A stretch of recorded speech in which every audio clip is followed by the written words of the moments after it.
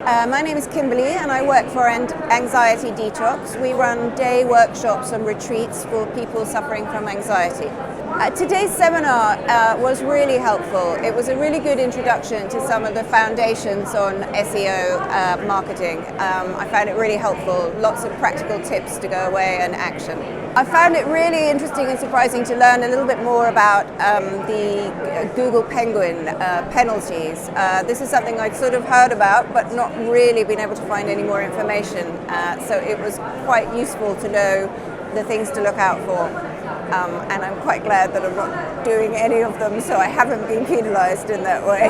I thought the section on link building was really helpful because I had a basic understanding, but this went into much more detail. So now there's sort of 8 or 9 different things that I can go away and action, and I can really had the sense that if you implement all of that, your site will really start to sing.